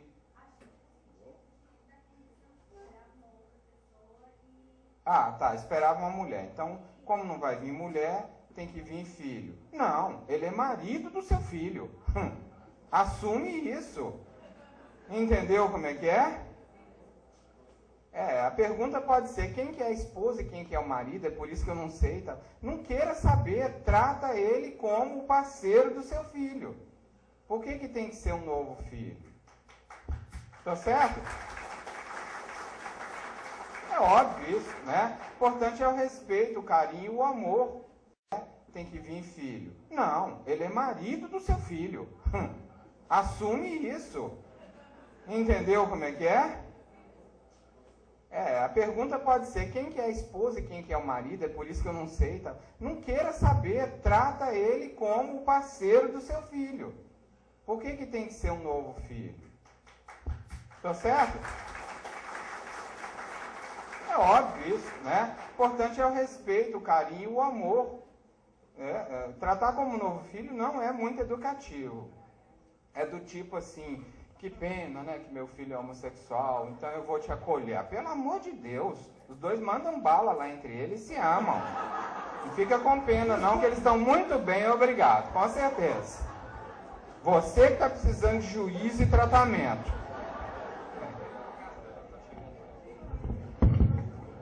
Divulgue mais seu programa na Rádio Boa Nova, via web, às terças-feiras, às 15 horas. Eu assisto e todos são muito bons. Vanderlei, só atraio homens pobres, com problemas financeiros, sem estabilidade, ou que não querem levar a sério a relação comigo. Por que será?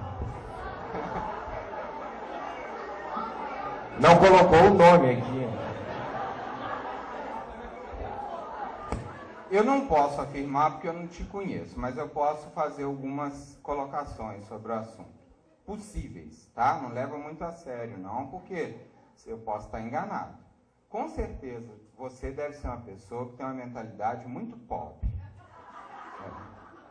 Você não lida bem com o dinheiro, com a beleza, com as coisas boas da vida, entendeu? Possivelmente, tudo que eu estou dizendo é cogitação, porque eu não te conheço.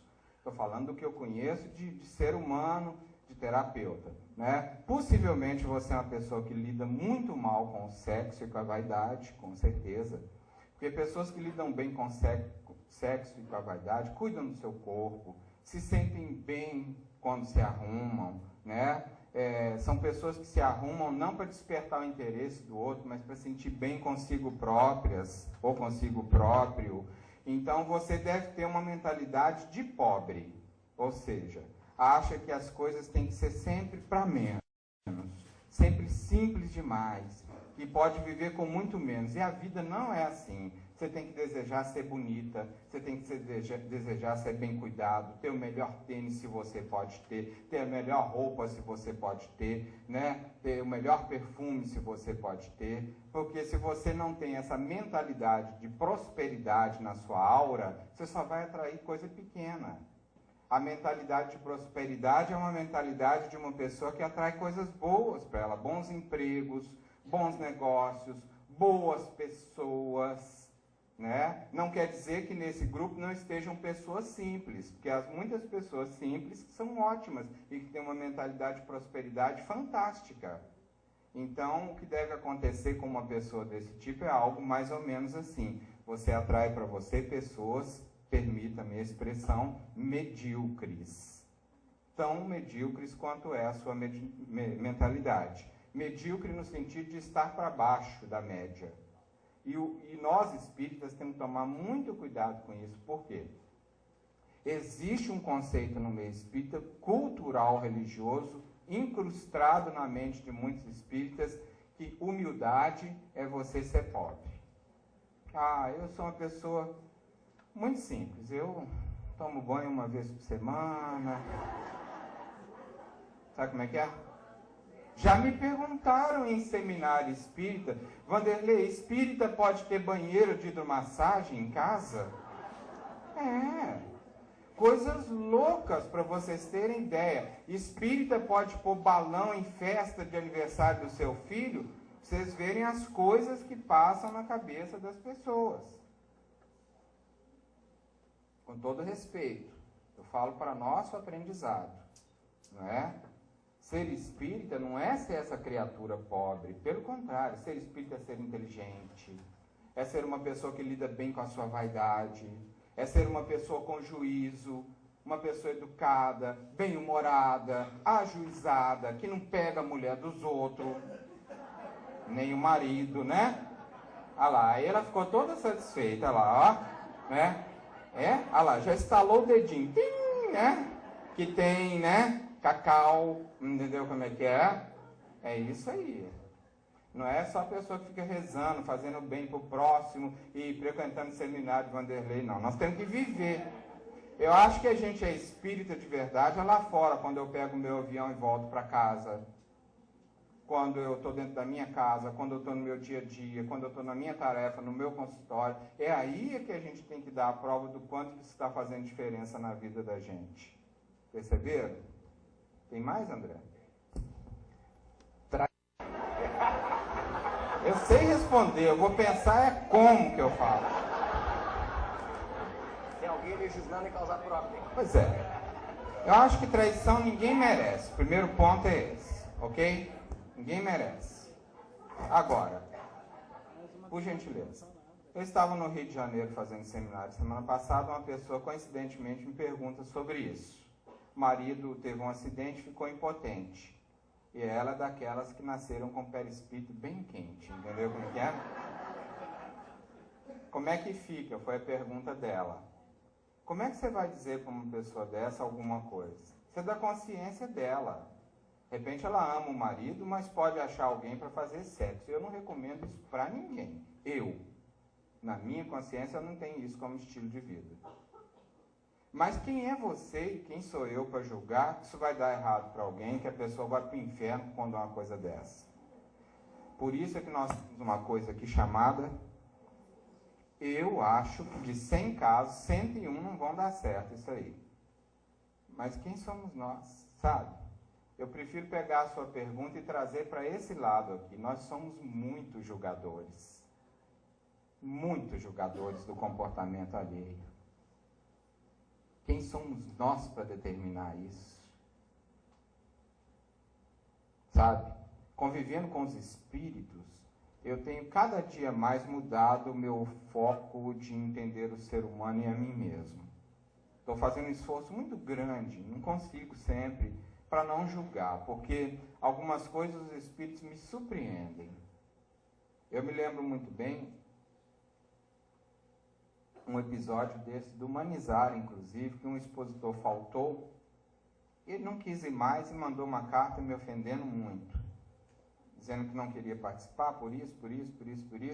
Fiquei muito magoado, muito chateado com aquilo e com raiva dele. Ele é uma pessoa que é um líder espírita atuante. Eu, quando entro nas minhas mágoas, nas minhas lutas, oro, peço a Jesus ajuda e sempre que possível algum amigo espiritual vem me dar o socorro, como é natural.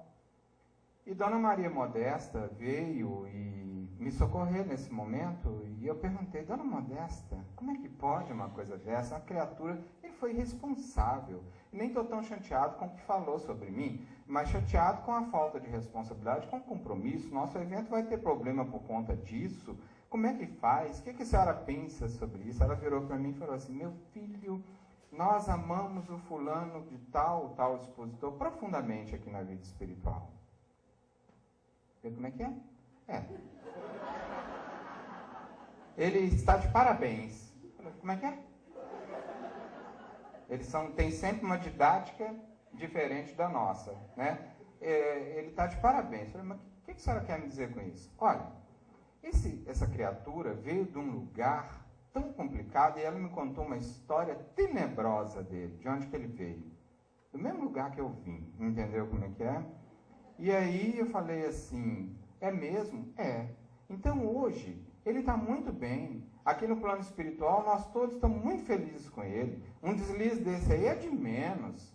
Antes ele te mandava a carta e depois cortava seu pescoço. Melhorou muito.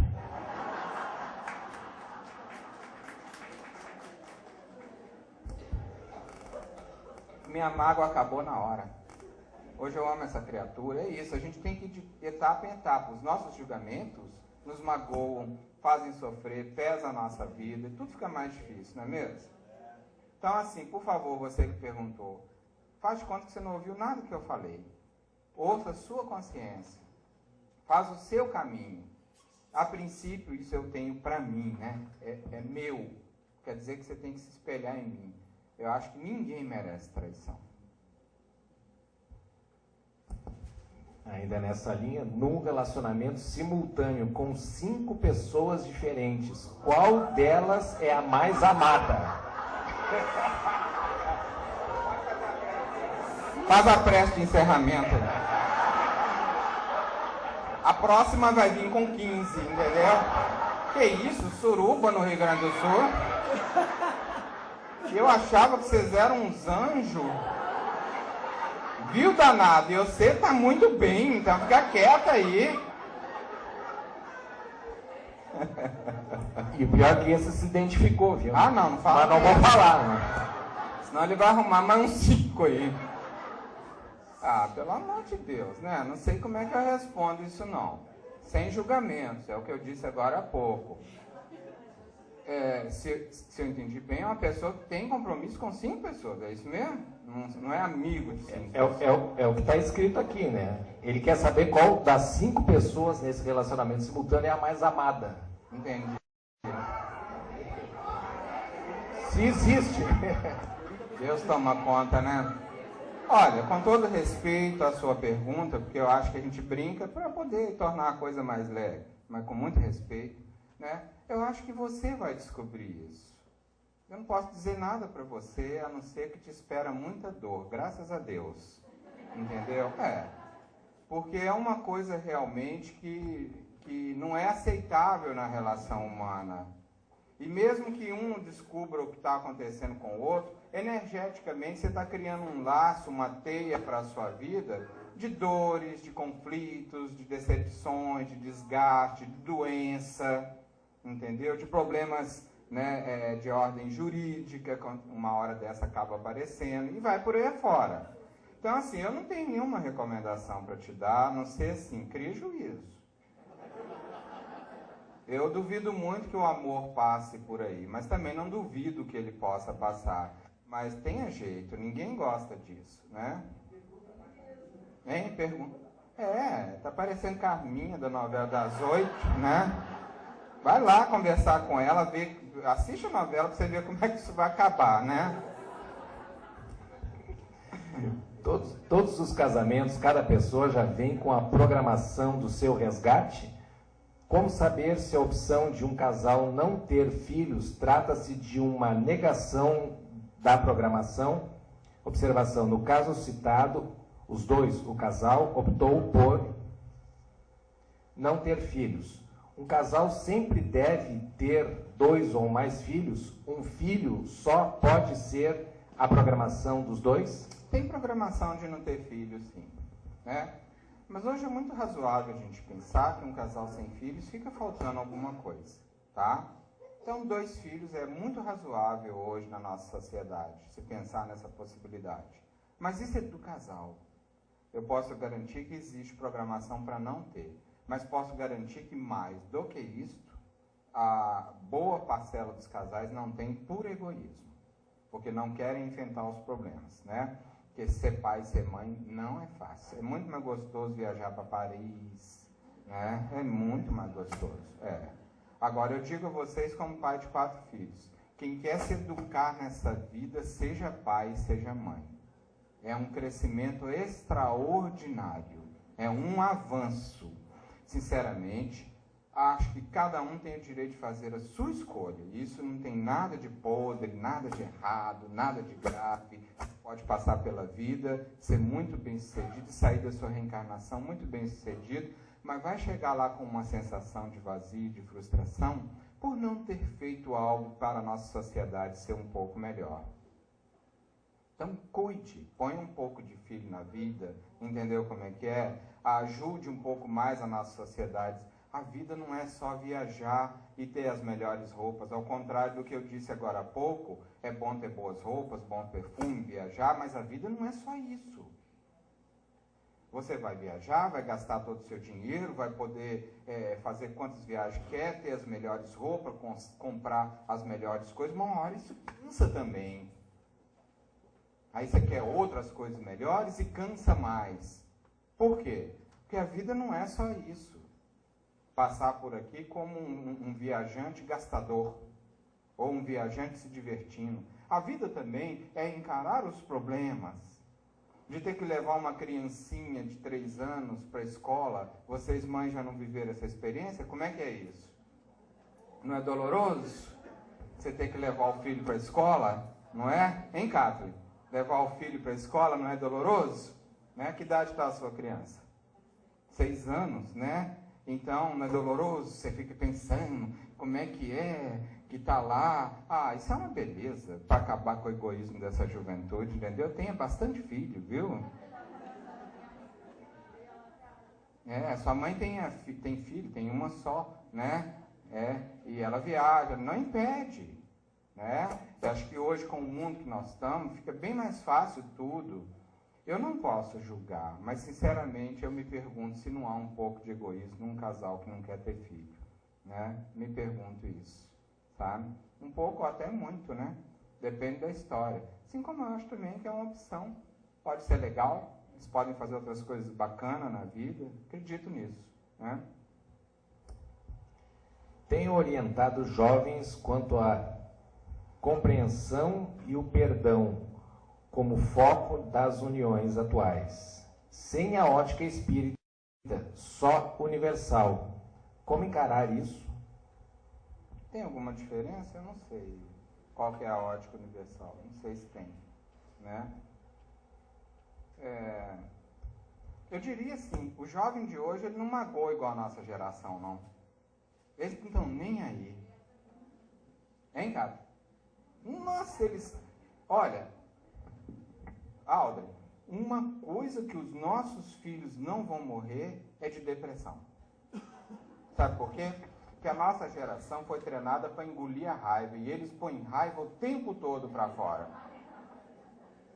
Eles não vão morrer disso. Aliás, depressão não mata, né? Mas disso eles não vão morrer numa metáfora. Eles falam na lata. Esse problema eles não vão ter. Entendeu como é que é? E, consequentemente, quem não guarda raiva, não se magoa também. Sim? Relacionamentos devido à cultura dos países, porque como é que em outros países tem homens que têm um harém de mulheres? Sim. E isso está normal? Espiritualidade respeita o modelo social onde aqueles espíritos vão nascer. Tem a ver com a cultura. Igual o chinês lá. Está podendo ter filho, mas não. Espiritualidade quer reencarnar um bocado de gente. Com certeza não vão mais para a China. Entendeu? O governo estabeleceu normas, eles já sabem que lá vai ficar muito difícil pôr alguém na carne. Eles vão para outros lugares. Entendeu como é que é? A espiritualidade sabe muito bem disso. Eles tomam em conta o nosso contexto social. Isso aí é tranquilo. Tem mais? Quais as consequências de alguém que sabe que o seu ciclo terminou dentro de um relacionamento e insiste em permanecer? Vai sofrer. Principalmente se você tem mesmo consciência que acabou, vai sofrer. Se acabou, é para encerrar. É isso que eu vou tratar no Humanizar. Como é que encerra? Bom, para não ficar também muito no ar, um ponto fundamental. Encerrou? Então encerra com dignidade. Aí é que eu entro com o assunto traição de novo.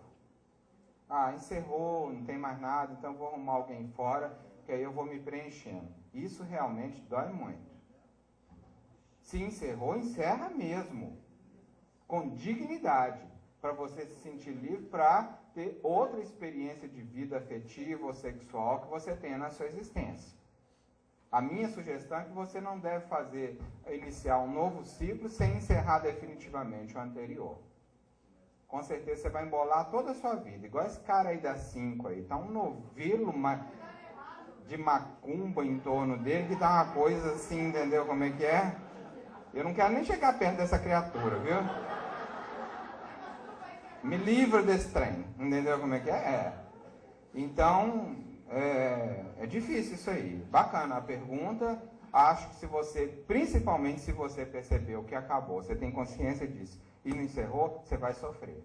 Tem que buscar ajuda terapêutica, ir para consultório, falar o que você quer, para o profissional te ajudar a você entender como se encerra ciclo. Nós não fomos educados para isso. A gente faz isso muito no tapa e acaba sofrendo mais ainda. Então, até para isso, nós estamos precisando de ajuda. Como é que encerra? Será verdade que os homens não estão mais querendo compromisso sério? Isso acontece também em Minas? Não, lá só tem homem bom, igual eu. Ai, ai. Isso não é de lugar, isso é da humanidade, né, gente? Não acho que está desse jeito, não. Eu acho que está um pouco mais difícil, né? Nós estamos vivendo um momento que está ficando escasso essa coisa de homem bom. não é mesmo? E os bons, às vezes, estão virando gay, como dizem os outros. Né?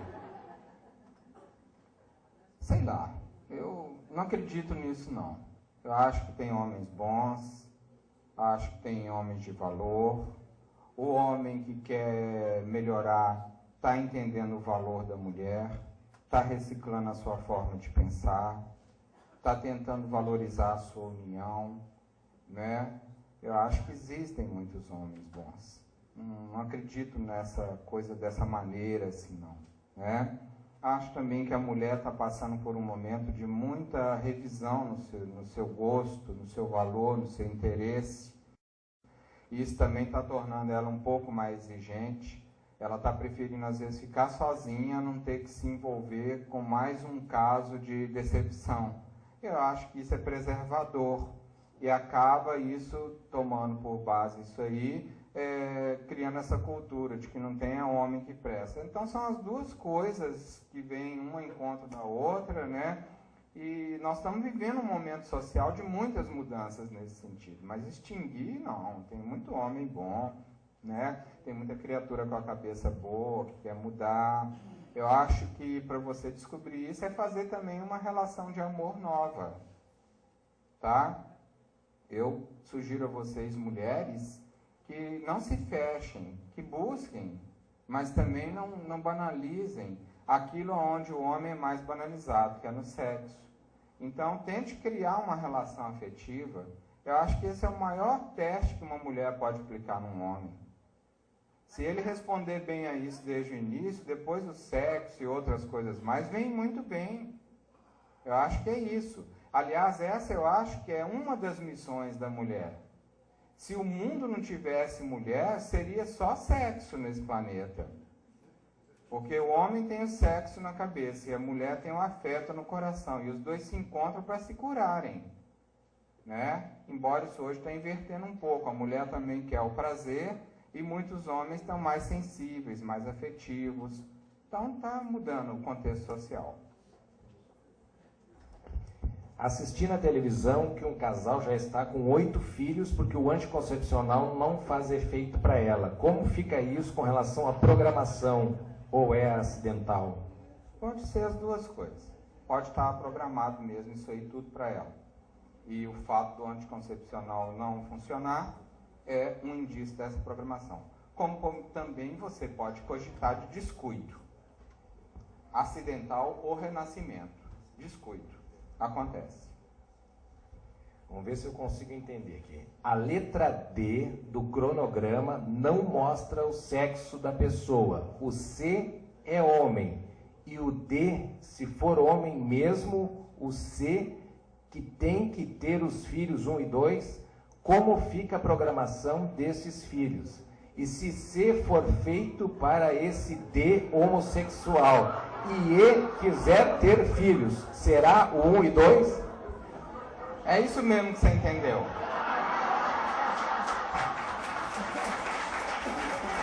Nem eu que criei a sopa de letra entendi isso.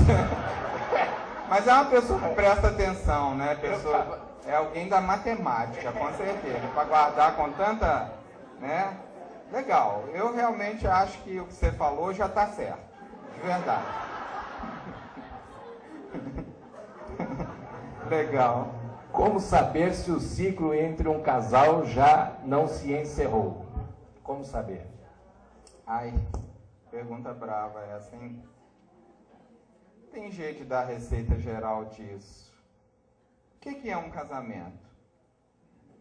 Pessoas que se amam, que se completam, que têm interesse de fazer coisas juntos. Quando essas coisas acabam, não sei, talvez o ciclo tenha encerrado. Talvez. Né? Tem que olhar cada história, tem que saber de cada história, tem que conhecer os parceiros. Mas é mais ou menos por aí a dica. Né? Eu chamo de ciclo que se encerra aqueles casamentos que acabaram e as pessoas não assumem que acabaram. Elas estão juntas porque como é que vai falar com o pai? Como é que vai falar com a mãe? Como é que vai dividir os bens? Estão juntas por conta de coisas como essa. São indícios muito fortes que o ciclo já acabou, que o casamento já acabou. E a gente está ali sustentando uma coisa que às vezes não vai levar a lugar nenhum. Eu não sou incentivador de separações. A doutrina espírita propõe realmente uma coisa muito séria no casamento. Muito séria. Mas essa seriedade, ela passa por aí. Não por uma coisa de você estar aguentando alguém e como se isso fosse um ato heróico. Mas como uma coisa de você estar aprendendo ao lado de alguém e se libertando. Isso sim. Não como você carregando a dor de alguém que está ao seu lado, mas como você compartilhando experiências para resolver as dores de ambos. Então essa é uma proposta de seriedade do Espiritismo e do Evangelho. Eu acho que é isso que nós temos que atinar, tá? Pergunta, vamos lá. É real que estão nascendo crianças de rua para desorganizar a sociedade? De rua, não. Dentro de grandes mansões está cheio desses. Não é só na rua, não. Por quê? Isso é um preconceito. Vocês acham que um morador de rua tem mais poder do que as cachoeiras?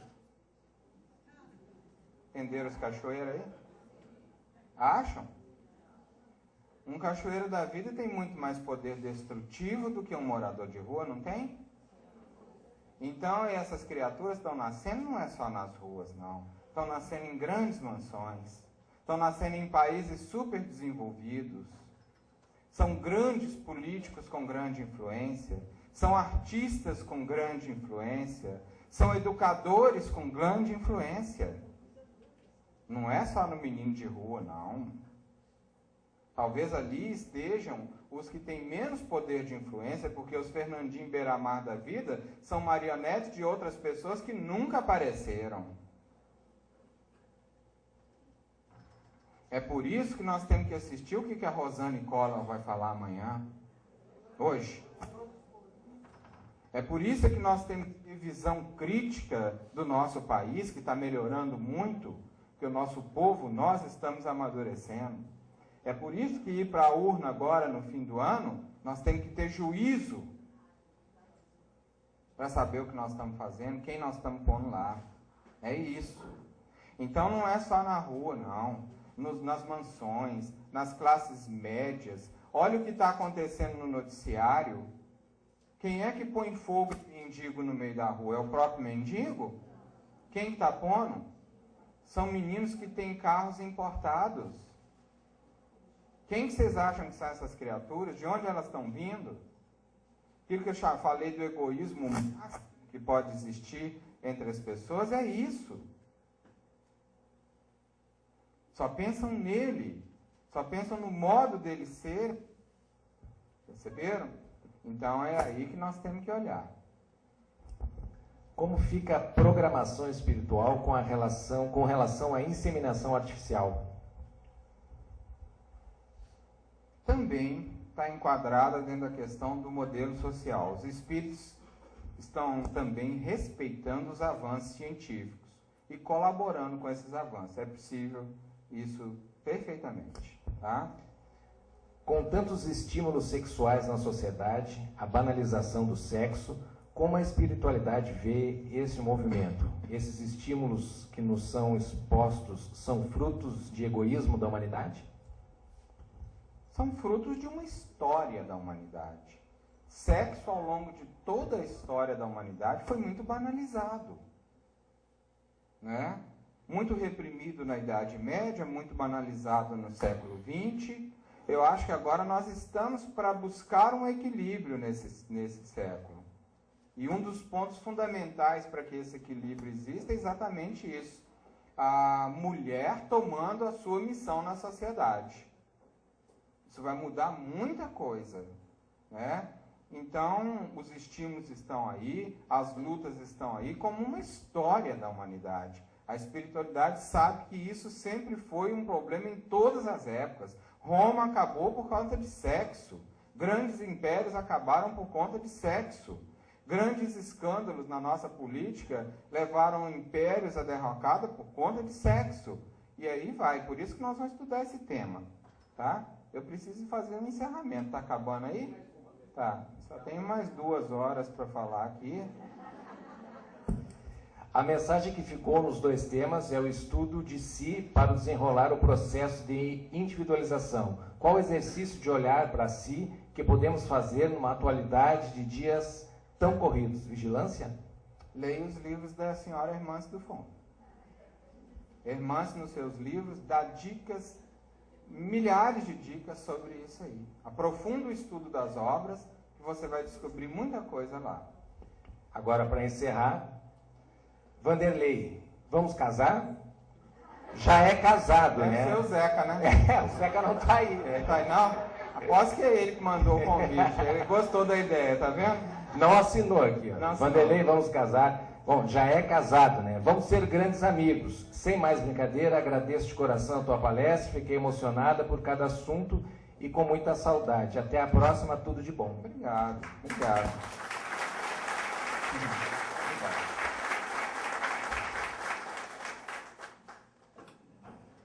É o que nós vamos fazer lá no Humanizar, refletir sobre a responsabilidade do nosso comportamento na sexualidade.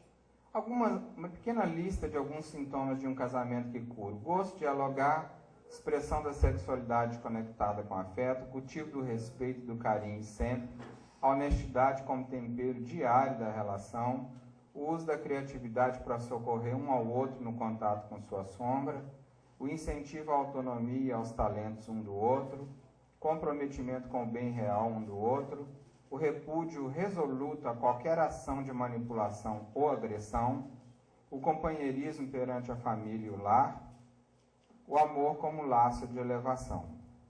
Isso aí, ó, tá lá no meu blog, wanderleioliveira.blog.br, um artigo chamado Casamentos que Curam. Depois vocês podem ler lá, né? Aqui a ideia do quem ama, cuida, é simples assim, né? Entendeu? Ao cuidado, ó. Né? Cuidou não, ao que vira, né? Tá? Minha visão de amor e de família é essa aqui. Namoro é alicerce, casamento é o dia a dia e o amor sempre protegendo ambos. Mas que a gente namore sempre. Sempre. Né? Ah, que lindo. Não existem barreiras para o amor. Né? Ele sempre vence. Ela não tem as pernas.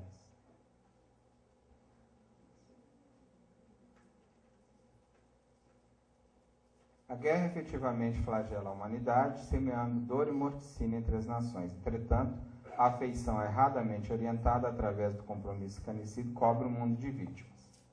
Com base nisso que Emmanuel está falando, sem julgamento, eu me pergunto se ter 5 pessoas de uma vez é algo que vai dar certo. Uma afeição erradamente orientada. Não pode estar bem uma pessoa dessa. Se tiver, sinceramente, é uma hipótese de trabalho que eu preciso analisar. Não conheço. Eu, para não cair no julgamento, como adotando uma postura científica, eu admito a possibilidade disso acontecer, mas não conheço. A possibilidade é muito grande que a pessoa não esteja bem. Enrola ela e enrola os outros 5. E todo mundo vira um novelo de dor. Então, os meus temas no Humanizar vão ser esses 2. Vou fazer 2 participações.